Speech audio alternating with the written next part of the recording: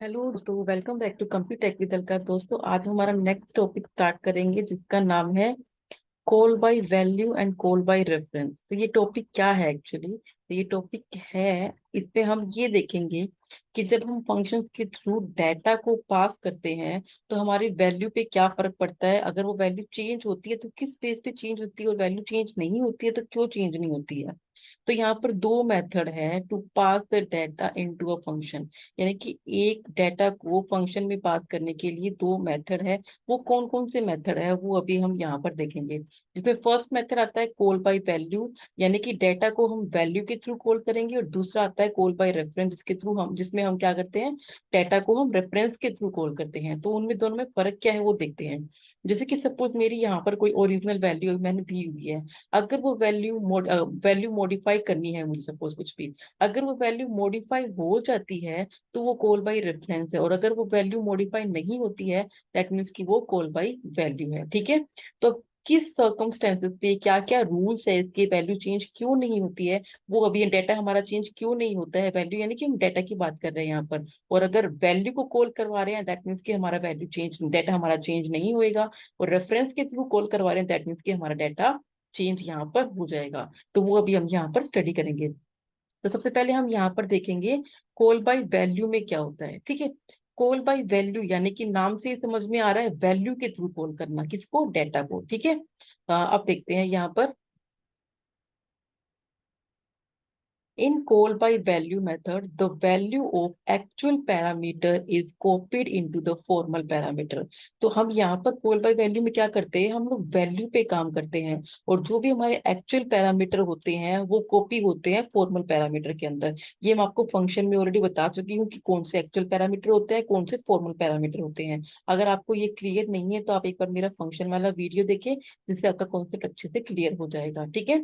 तो call by value में क्या होता है, value of the actual parameter, actual parameter की जो वैल्यू है वो फॉर्मल पैरामीटर के अंदर कॉपी की जाती है। In call by value method we cannot modify मॉडिफाई द वैल्यू, हम लोग यहाँ पर मॉडिफाई नहीं कर सकते हैं, वैल्यू को मॉडिफाई नहीं कर सकते हैं actual parameter by the formal parameter. ठीक है। कि रीजन क्या है इसका, क्यों नहीं कर सकते हैं। In call by value different memory is allocated for actual and formal parameter. तो यहाँ पर ये मेन डिफरेंस रहता है। तो जो एक्चुअल पैरामीटर रहते हैं उनका मेमोरी लोकेशन अलग होता है, और फॉर्मल का अलग होता है। तो इसीलिए हमारा आउटपुट यहाँ पर सेम नहीं आता, यानी कि वैल्यू हमारी चेंज नहीं होती है यहाँ पर। ठीक है। तो इसका एग्जांपल से समझेंगे तो आपका कॉन्सेप्ट अच्छे से क्लियर हो जाएगा। दोस्तों, मैं यहाँ आप लोगों के लिए एक स्वैपिंग का प्रोग्राम लेके आई हूँ। स्वैपिंग का प्रोग्राम क्या बोल रहा है यहाँ पर, कॉन्सेप्ट समझते हैं। जैसे कि मैंने ए की वैल्यू एंटर की 10 एंड बी की वैल्यू एंटर की 20। तो अगर मैं इसको स्वैपिंग का प्रोग्राम करना चाहती हूँ तो मेरा आउटपुट क्या आना चाहिए, ए के अंदर बी की वैल्यू आ जाए और बी के अंदर ए की वैल्यू आ जाए, यानी कि ये पूरा वैल्यू स्वैप हो जाएगा, ए की वैल्यू बी में, बी की वैल्यू ए में। ठीक है। तो ये प्रोग्राम अभी हम यहाँ पर एग्जीक्यूट करेंगे। इसमें सबसे पहले आपको दिखाई दे रहा है प्री प्रोसेसर हमने यूज किया है। उसके बाद एक फंक्शन लिया है जो कि वॉइड टाइप का, यानी कुछ भी रिटर्न नहीं करेगा, और फंक्शन का नाम है स्वैप, क्योंकि हम स्वैप ही कर रहे हैं और दो वैल्यू को स्वैप करना है। तो उसके लिए हम लोगों ने यहाँ पर दो वेरिएबल लिए हैं इंट, क्योंकि दो वैल्यू के बीच में होएगा स्वैप, यहाँ पर मिनिमम 2 चाहिए ही हमें। तो इसके लिए मैंने यहाँ पर इंटीजर टाइप के ही वैल्यू को स्वैप करना है। अब मैं मेन फंक्शन में आती हूँ। यहाँ पर इंट ए के अंदर क्या है, ए के अंदर अभी 10 है, और इंट बी, बी के अंदर क्या है, बी के अंदर 20 है, कोई भी रैंडम लोकेशन पे। ठीक है ऐसे। अब प्रिंट यानी कि प्रिंट होएगा before swapping the value in main, ये स्टेटमेंट लिखी हुई आएगी, is before swapping the value in main a is equals to, a is equals to 10 comma b is equals to 20, और ए और बी के थ्रू इसको प्रिंट करवा लिया। अब मैं क्या कर रही हूँ, ये स्वैप ए बी, यानी कि अब ये क्या है, यहाँ पर हमारे ये एक्चुअल पैरामीटर है और ये हमारे क्या है, ये हमारे फॉर्मल पैरामीटर है। ठीक है। अब स्वैप यानी कि एक फंक्शन हो गया। जैसे ही मेरा कर्सर यहाँ पे आया, ए और बी के अंदर भी क्या वैल्यू आ चुकी है, 10 एंड 20 आ चुकी है। जैसे ही मेरा कर्सर यहाँ पे आया, डायरेक्टली ये जंप करेगा फंक्शन की डेस्टिनेशन पे। अब जैसे ही यहाँ पर आ चुके हैं, अभी मेरी वैल्यू यहाँ पर 10 एंड 20 इसके अंदर आ चुकी है। अब यहाँ पर एक और वेरिएबल है 10, temp is for temporary purpose, ठीक है। अब देखो यहाँ पर स्वैपिंग का रूल क्या है, ए के अंदर क्या वैल्यू है, 10 है, और बी के अंदर क्या वैल्यू है, 20 है। तो इसको हम स्वैप कैसे करेंगे, एक्चुअली ये program swapping two number with using 3 variable, ठीक है। ये प्रोग्राम ऐसे भी वर्क करेगा, ठीक है। तो इसका रूल देखो क्या है, इसको एग्जीक्यूशन का वे क्या रहता है, टेम्प इज इक्वल्स टू ए हो जाए, यानी कि ए की वैल्यू टेम्प के अंदर आ जाए। इसको ऐसे एग्जीक्यूट करते हैं इस वे में, ऐसे, ठीक है। तो ए की वैल्यू टेम्प के अंदर आ जाए, ए की वैल्यू क्या है 10, तो ये टेम्परेरी के अंदर आ जाए, ठीक है। अब बी की वैल्यू ए के अंदर, क्योंकि ए तो खाली हो चुका है, तो अब बी की वैल्यू ए के अंदर आ जाए, तो अब ए के अंदर 20 आ चुका है, ठीक है। और अब टेम्प की वैल्यू बी के अंदर आ जाए, तो टेम्प में क्या था, 10 था, तो अब ये बी के अंदर आ जाए 10। तो देखो स्वैप हो गया ना, अब देखो ए के अंदर 20 आ चुका है, बी के अंदर 10 आ चुका है। अब मैं इसको प्रिंट करवाऊंगी, after swapping value in function A and B, तो ए की वैल्यू क्या हो चुकी है 20, एंड बी की वैल्यू क्या हो चुकी है 10। तो इसके अकॉर्डिंग मेरा आउटपुट यहाँ पर आ जाएगा, ठीक है। बट ये फंक्शन के अंदर काम कर रहा है। अब जैसे ये वाला स्टेटमेंट आई यहाँ पर प्रिंट, इसको प्रिंट करके आउटपुट आ गया मेरा। बट अब जैसे ये वाला जो मेरा फंक्शन है कंप्लीट होएगा, तो मेरा कर्सर फिर से यहाँ पे आएगा ना। तो अब देखो print after swapping values in main a is equals to, फिर से ये आपको 10 ही आउटपुट देगा, and B is equals to 20 output देगा। जबकि फंक्शन में हमारा आउटपुट क्या आ चुका था, ए की वैल्यू 20 हो चुकी थी और बी की वैल्यू 10 हो चुकी थी। तो अब यहाँ पर देखो जैसे ही मैं फिर से मेन फंक्शन के अंदर गई, तो ये वैल्यू मेरी एज इट इज फिर से वही आउटपुट दे रहा है, जो कि गलत है। The value of actual parameter do not change by changing the value of formal parameter. देखो यहाँ पर सारा काम मेरा चेंज हो गया, बट स्टिल यहाँ पर ये वर्क नहीं किया। क्यों वर्क नहीं किया, क्योंकि हम लोग यहाँ पर वैल्यूज पे काम कर रहे हैं। तो ये एक्चुअल पैरामीटर ये अलग एड्रेस पे स्टोर है, और ये फॉर्मल पैरामीटर ये अलग एड्रेस पे स्टोर है। तो इसका ये वैल्यू कॉल बाय वैल्यू का ये ड्रॉबैक है। अगर आप कुछ चेंजेस करना चाहते हो फंक्शन के बाद मेन फंक्शन के अंदर, तो वो रिफ्लेक्ट नहीं करेगा, जस्ट बिकॉज रीजन क्या है, the address of formal parameter and actual parameter are different, ठीक है। तो नेक्स्ट कॉल बाय रेफरेंस में हम क्या लेंगे, instead of value will work on reference, will work on address. तो इस बार हम क्या करेंगे, एड्रेस पे काम करेंगे, और पॉइंटर की हेल्प से, यानी कि इस आस्ट्रिक की हेल्प से उस एड्रेस की वैल्यू को फैच करेंगे, ठीक है। तो ये डिफरेंस रहता है call by value and call by reference में।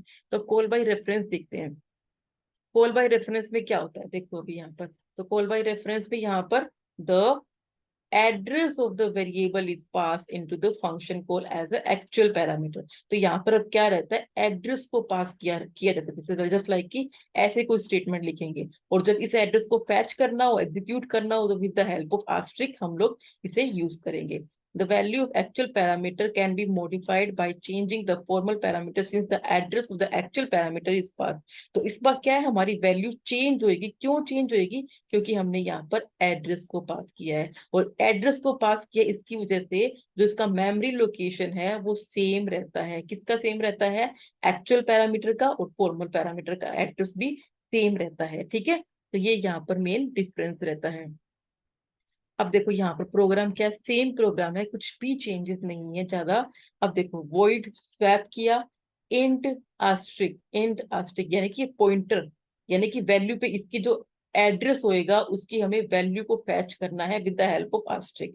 सेम वेरिएबल है, इंट ए की वैल्यू 10 है, बी की वैल्यू 20 है। डायरेक्टली पहले मैं ए और बी को प्रिंट करवा रही हूँ, जिसमें 10 एंड 20 प्रिंट हो रहा है। उसके बाद स्वैपिंग प्रोग्राम को स्वैप करवा रही हूँ, बट इस बार मैं एड्रेस पास करवा रही हूँ। सपोज ए का एड्रेस है 10, इसकी वैल्यू है, और इसका एड्रेस है 229, और इसका एड्रेस है 339, ठीक है।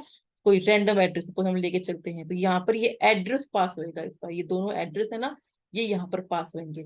जैसे ही ये एड्रेस यहाँ पे आया, हम लोग इस प्रोग्राम में इस फंक्शन में जंप करेंगे, तो अब यहाँ पर देखेंगे, अब जो ये एड्रेस यहाँ पे आया है ना, जो ये एड्रेस आए हैं, ये वाले एड्रेस, ये पॉइंटर, यानी कि अब इनकी वैल्यू यहाँ पे कंसीडर करेगा। और वही सेम पॉइंटर ए है, पॉइंटर बी है, यानी कि हम इनकी वैल्यू को, किन की वैल्यू को फैच करेंगे, जो एड्रेस यहाँ पे एक्चुअल पैरामीटर के अंदर आया है उनकी वैल्यू को हम फैच करेंगे with the help of asterisk a asterisk b. वही सेम टेम्परेरी एक वेरिएबल लिया है, टेम्परेरी के अंदर आस्ट्रिक ए यानी कि इसकी वैल्यू डाली है, वही asterisk b asterisk a asterisk a is equal to asterisk b is equal to temp, वही सेम फॉर्मूला है।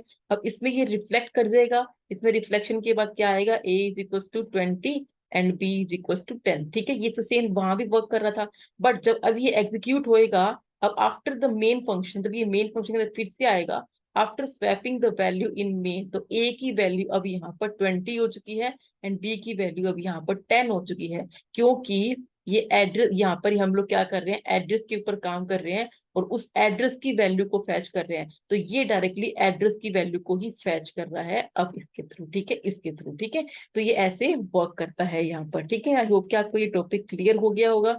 अब हम बेसिक डिफरेंस देखते हैं, इसके अंदर क्या क्या डिफरेंस आते हैं। Call by value and call by reference में डिफरेंस क्या है। कॉल बाय वैल्यू में क्या है, वैल्यू को पास किया जाता है और यहाँ पर क्या है, एड्रेस को पास किया जाता है। Changes made inside the function, जो भी चेंजेस फंक्शन के अंदर हुए थे वो फंक्शन के अंदर ही रहते हैं, और जो value of actual parameter do not change by changing the formal parameter. तो जो चेंजेस हमारे फंक्शन के अंदर हुए थे ना, वो ओनली फंक्शन को रिफ्लेक्ट करते हैं, जब हम फिर से मेन के अंदर जाते हैं ना तो वो रिफ्लेक्ट नहीं करते हैं।